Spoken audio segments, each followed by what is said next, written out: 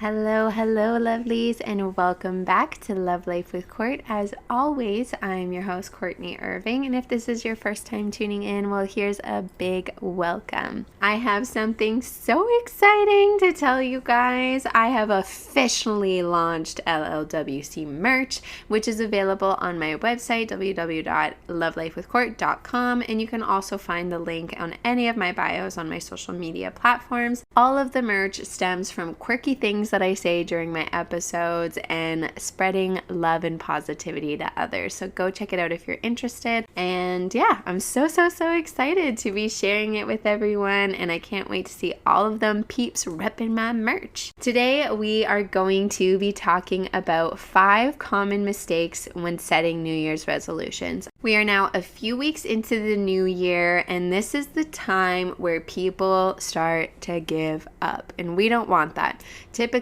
research suggests that most people give up 8 days into their New Year's resolution, and we don't want that here. We want to cultivate a space where we can succeed, and I want to give you the resources to do just that. So without further ado, let's just dive right in. Number 1 is setting unrealistic goals. While it's great to aim high, setting unattainable objectives can lead to frustration and discouragement, and when setting goals, we should be specific, we should make them measurable, and ensure that they align with our values, our interests, and essentially just our long-term objectives. And we really need to break it down. And I talk a lot about this in my episode, Taking the Stairs to Reaching Our Dreams. I think that's what it's called. Something about stairs. But breaking it down into incremental goal setting. When we start the new year off, I think a lot of us are like, let's go. This is gonna be my year. I'm gonna do everything that I said I was gonna do all year and I didn't get done. And although that's great and it's awesome to set a high bar for yourself, what happens is we set these unrealistic goals and then we just give up, and we're not anywhere, we're not ahead on anything, and if anything, our self-esteem just feels a lot worse because we did not reach the goals we wanted to initially when the new year started. So things we can do to avoid setting unrealistic goals and setting those realistic goals is creating incremental goal setting. And I'll just summarize it for you, is essentially when we set a goal, our current goal should never be our end goal. For example, you want to lose 50 pounds in 2024.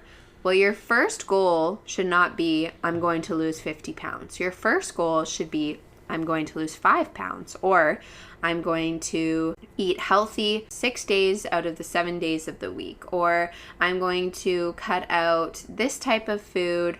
You get what I'm trying to say, is that we should start all of our goals with 5 or 10 mini goals in that big goal. And by doing this, we feel more achievements throughout, we feel inspired to keep going, and also by writing it down, it makes them more tangible and it helps us reinforce our commitment.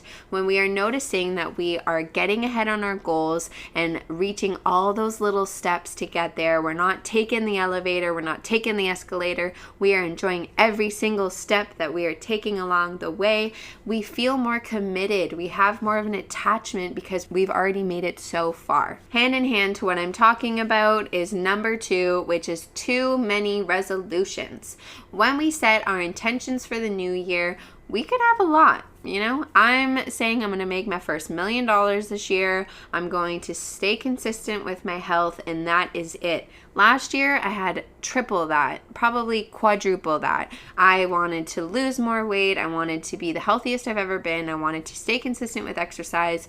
I wanted to quit my 9 to 5. I wanted to start something crazy and ambitious and follow my dreams. And yes, I got a few of those done, but mentally wise, I was not where I wanted to be. I felt like I was drowning all the time. I felt like I wasn't succeeding, and I was super down on myself in terms of self-esteem because I had all these resolutions and I wasn't able to focus on what I coin as my 3 buckets. We should always just have 3 buckets going. And those 3 buckets resemble our greatest achievements that we want to achieve. And for example, right now, my 3 buckets are my podcast, my health, and spending quality time with those that I love. With my podcast, we can always branch it out. I have my social media content. With my health, I have my mental and my physical health. And with my spending more time with the ones I love, I have spending more time with my family, spending more time with my spouse, and just enjoying time, slowing down. So it's okay to have different things in those buckets, but you should only have 3 priorities that you're staying focused on. And once that bucket's full, because the whole purpose of this metaphorical having those 3 buckets is that when you have that cup of water at the start of your day, and that resembles what you're able to get done each day, the energy you're able to give out, when you're able to take that cup and split it into thirds instead of 20s, you're going to see those buckets filling up much faster. I have a whole episode on this. Go and check it out. It's probably in my first 5 episodes, I'd say. Figure out what you want to do, 3 things that you want to do, and cut having too many resolutions. It's more effective to focus on a few goals or even just one than spreading yourself thin and just giving up entirely. And that ties in with number 3, which is all or nothing thinking. Perfectionism can hinder our progress, baby. I promise you, I am the face of perfectionism. I used to be so much that I'm not going to put it out if it's not perfect. I'm not going to do this if I can't do it perfectly. And if I knew I couldn't do it perfectly, I wouldn't even try doing that. And that hindered me from so many opportunities where I could have succeeded just because I had that all or nothing thinking. And if you have a setback or miss a day, I myself used to view it as failure, but don't view it as a total failure. Learn from the experience and continue working towards your goal, because 20 days of progress minus 1, you're still ahead. If you've been consistent for 5 days, 10 days, 20 days, and you have 1 off day, you are still 5, 10, 15, 20 days ahead than if you did nothing. So don't let that 1 day hinder all the progress you've done. And with that, focus on the progress, then not the setbacks. Looking at how far you came than if you've never made it at all. And that ties in with practicing self-compassion. Try not to be so hard on yourself and understand that the person you were a year ago wanted to be where you are right now so badly. And practicing self-compassion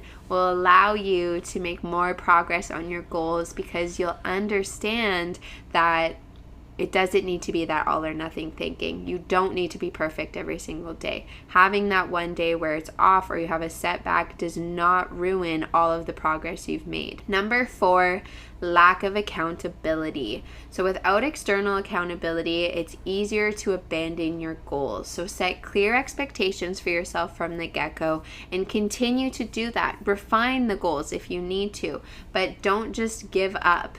And having someone like an accountability partner or implementing consequences or reinforcements once you meet your goals or if you don't meet your goals will allow you to stay consistent and accountable. And a lot of people you'll see when they lose the weight they wanted to lose, they'll reward themselves with something.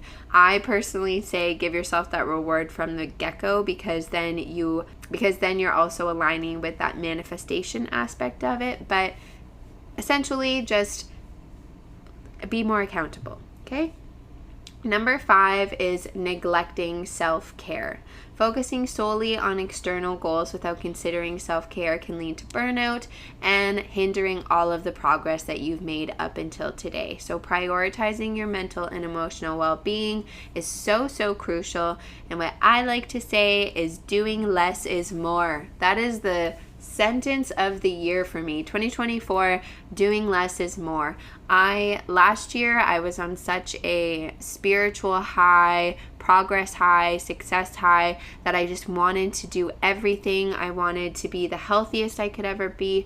I wanted to be the most successful person I could be, the most accomplished person I can be. And by setting out all those goals for myself, I was not getting anywhere until I really learned that slowing down and focusing on my priorities, and that is it, got me so much more further ahead than thinking that I can take on the world. And that ties into everything that I was talking about with setting those unrealistic goals, having too many resolutions, and that all or nothing thinking. So if you are sticking with your intention so far, or if you are just getting off that wagon of that new year high and you're thinking about giving up on those intentions you set for yourself at the beginning of the year, take these tips, go home if you're not already home, sit on your couch, take your journal out and write down what your goals are specifically. Get rid of that all or nothing thinking. Make those goals into 3 buckets. Just focus on 3 things, or even 1.